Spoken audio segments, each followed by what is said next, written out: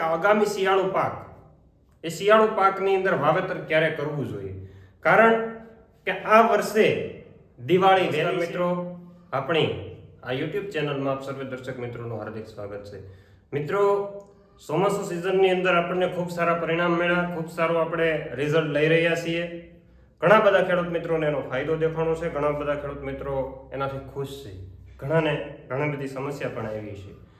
પણ આજે ચર્ચા કરવી છે કે આગામી શિયાળુ પાક એ શિયાળુ પાકની અંદર વાવેતર ક્યારે કરવું જોઈએ, કારણ કે આ વર્ષે દિવાળી વહેલી છે, એટલે કે ઓક્ટોબર મહિનામાં દિવાળી આવી જાય છે.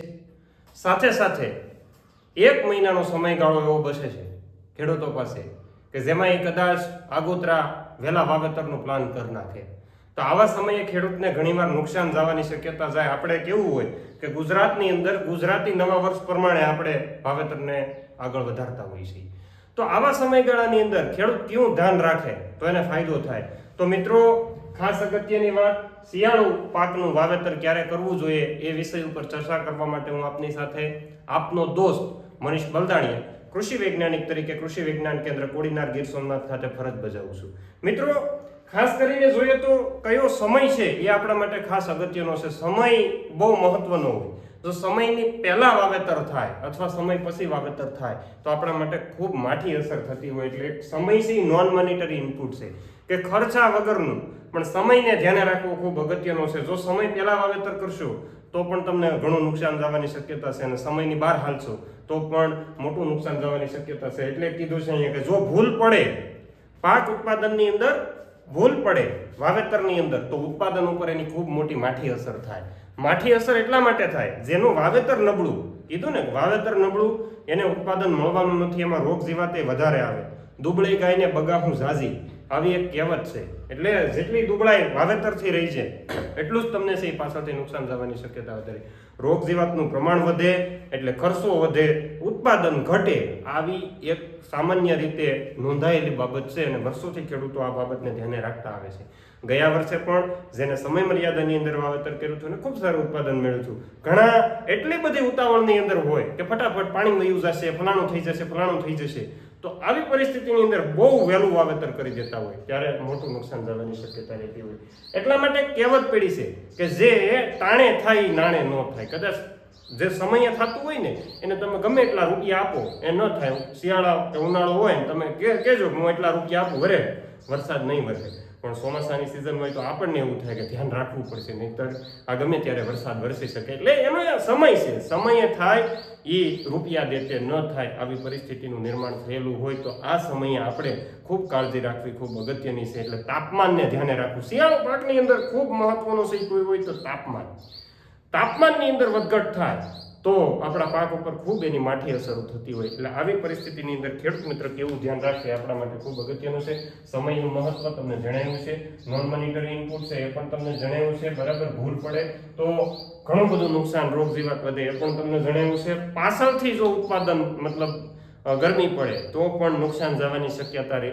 અને પહેલાના સમયને આજે ધ્યાને લે ખેડૂત મિત્રો તો તમારે એક મુદ્દો ધ્યાને રાખવો જોઈએ. વર્ષો પહેલા જે ખેતી થતી હતી ને આજની ખેતી થાય એમાં ખૂબ મોટા ફેરફાર આવ્યા છે. પહેલા તમે મકાઈ અને મગફળીનું ભેગું વાવેતર કરતા હતા, બાજરો મગનું ભેગું વાવેતર કરતા હતા. આજકાલ એવું નથી થતું, કારણ કે આજકાલ રોજભૂંડનો પ્રશ્ન વધ્યો છે. સાથે સાથે મકાઈની અંદર ઈયળ જે આવી જાય એ ઈયળનો પ્રશ્ન વધ્યો છે.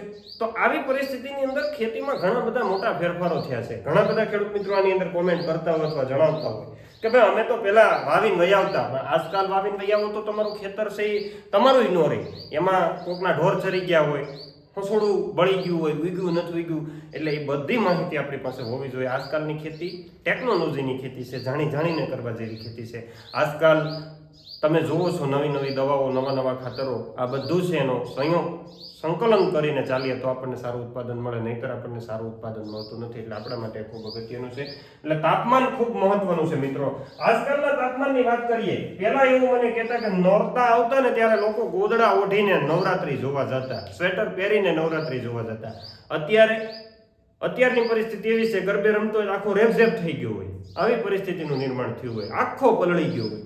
એટલે એટલી ગરમી છે અત્યારે વાતાવરણની અંદર પડતી હોય તો આ ગરમીમાં વાવેતર કરવું ઉચિત નથી, કારણ કે આ વર્ષે આમે દિવાળી વહેલી છે એટલે તમારા માટે ખૂબ મહત્વનું છે. એટલે તાપમાન ખૂબ અગત્યનું છે. તાપમાન અત્યારનું સામાન્ય તાપમાન, હાલના તાપમાનની મિત્રો વાત કરીએ તો હાલનું તાપમાન છે 30 ડિગ્રીની આસપાસ છે. 30 થી 35 ડિગ્રી જેટલું તાપમાન છે અત્યારે.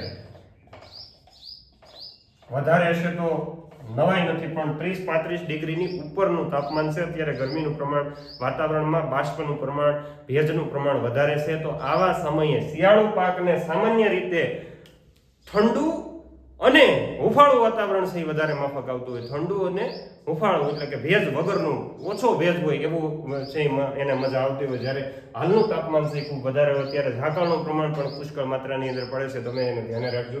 સામાન્ય તાપમાન કેટલું હોવું જોઈએ? જો શિયાળુ પાકનું તમારે વાવેતર કરવું હોય તો સામાન્ય તાપમાન તમારું મિત્રો છે એ ખાસ કરીને 20 ડિગ્રીથી લઈ અને 25 ડિગ્રીની વચ્ચે હોય તો તમારું પાક ઉત્પાદન અને પાકનો ઉગાવો ખૂબ સારો મળે છે. એટલે એ ખાસ તમારે ધ્યાન રાખવાનું છે. હાલનું તાપમાન 30 થી 35 ડિગ્રી છે અને તમારે જ્યારે સામાન્ય તાપમાનની વાત કરીએ તો 20 થી 25 ડિગ્રી જેટલું થાય. રાતનું તાપમાન પણ બેલેન્સ જળવાતું થાય. રાતે તમને અસંત ઠંડી લાગતી થાય તો તમારે સમજવાનું છે કે આપણે હવે શિયાળુ પાકનું વાવેતર કરી શકીએ. મોડું વાવેતર કરવામાં આવે તો શું થાય? મોડું વાવેતર જો થાય મિત્રો તો પાછળથી ગરમી લાગે. આપણો કોઈ પણ પાક છે જ્યારે એની ફૂલ અવસ્થા આવે પછી એમાંથી સિંગ બને અથવા તો ડુંડી બને. ઘઉંને ડુંડી નીકળે, બાકીના બધાને સિંગ નીકળતી હોય, ઘણા છોણાને પોપટા આવતા હોય. તો આવી પરિસ્થિતિની અંદર દાણાનું પૂરતું બંધારણ થતું નથી. દાણો ચીમળાઈ ગયેલો રહે, દાણો નાનો રહી જાય છે અને સારું ઉત્પાદન મળતું નથી. તો એ સમય તમારે ખાસ ધ્યાન રાખવું જોઈએ. બહુ મોડું પણ વાવેતર કરી શકાય નહીં. તમને એવું લાગે છે કે હવે બરાબરની ઠંડી થઈ ગઈ, એનો આપણે વાવેતરનો સમય તમને આપીએ હમણાં આગળ વિડીયોની અંદર, પણ એ સમયગાળાની અંદર વાવેતર કરે તો ખૂબ સારું ઉત્પાદન મળી શકે. અને વાવેતરનો યોગ્ય સમય તમને વાત હમણાં જ કરી. તો યોગ્ય સમય કયો ગણી શકાય મિત્રો? એ આપણે અલગ અલગ પાક વાઇઝ જોવાનું છે. તો ખાસ કરીને જોઈએ તો ઘઉંના પાકની અંદર તો ઘઉંના પાકનો યોગ્ય વાવેતર સામાન્ય રીતે ભલામણ તો 10 નવેમ્બરની છે. 10 થી 25 નવેમ્બરની વચ્ચે જો ઘઉંનું વાવેતર કરવામાં આવે તો પાક ઉત્પાદન ઉપર ખૂબ સારી અસર થાય છે. પાક ઉત્પાદન ખૂબ સારું મળે છે, ઉગાવો પણ ખૂબ સારો મળે છે અને એ આપણને ફાયદો. એ સિવાયની વાત કરીએ તો મિત્રો ચણાનું વાવેતર. હવે ચણા બે પ્રકારના ગુજરાતની અંદર વાવેતર થાય. એક ભેજ આધારિત ચણા વાવેતર થાય જે બિનપિયત ચણા છે. ઘણો બધો ભાલનો વિસ્તાર છે, નળ સરોવરની આસપાસનો વિસ્તાર હશે કે પોરબંદરનો ઘેડનો વિસ્તાર હોય તો આ સમય આ વિસ્તારોની અંદર ચણાનું છે ખૂબ સારું એવું બિનપિયત ચણાનું વાવેતર થાય. તો એ લોકોએ ઓક્ટોબર મહિનાની 15 તારીખ પછી એટલે આજથી 15 દિવસ પછી એ વાવેતર કરે તો એના માટે યોગ્ય છે. જે બિનપિયત ચણા છે એના માટે. પિયત ચણા હોય તો તમારે 1 નવેમ્બરથી લઈને 15 નવેમ્બર સુધીની અંદર તમારે વાવેતર કરવું જોઈએ. એનાથી વહેલું વાવેતર કરવાથી ચણાના પાકની અંદર સુકારો લાગવાની શક્યતા સૌથી વધારે છે. એટલા માટે ખાસ તમારે ધ્યાન રાખવાનું છે. ચણાનું વાવેતર તમે છે એ બિનપિયત હોય તો તમારે 15 ઓક્ટોબર થી લઈ અને નવેમ્બર મહિના સુધી, મતલબ 1 નવેમ્બર સુધી વાવેતર કરવાનું છે. અને જ્યારે પિયત ચણા હોય તો તમારે 1 નવેમ્બર થી 15 નવેમ્બર સુધી વાવેતર કરવાનું છે. ધાણાની વાત કરીએ, ધાણા અને જીરું બંને નવેમ્બર મહિનાના પહેલાથી બીજા અઠવાડિયાની અંદર વાવેતર કરી દેવું જોઈએ. સિવાય વાત કરીએ તો મેથી પણ તમારે ઠંડીની શરૂઆત થાય ત્યારે વાવેતર એટલે 15 નવેમ્બર આસપાસ એનું વાવેતર કરવું જોઈએ. રાયડો ખૂબ અગત્યનો ભાગ છે. જ્યારે ઉત્તર ગુજરાતની વાત કરીએ તો રાયડાનું વાવેતર ઘણું બધું વધારે થાય છે. ગુજરાતના ઘણા બધા વિસ્તારો, ગીર સોમનાથ જિલ્લાની અંદર પણ ખૂબ સારું રાયડાનું વાવેતર થાય. જુનાગઢના અમુક વિસ્તારોની અંદર જ્યાં હું ફેર્યો છું, મને જ્યાં દેખાણું છે, મને જે લોકોના ફોન આવ્યા એની ઉપર હું અંદાજ કાઢું છું. બીજા ઘણા બધા વિસ્તારની અંદર પણ વાવેતર થતું હોય તો રાયડાનું વાવેતર છે એ તમે છે 20 ઓક્ટોબરથી લઈ અને 10 નવેમ્બર સુધીના સમયગાળાની અંદર કરી દેશો તો તમારે ફાયદો રહે.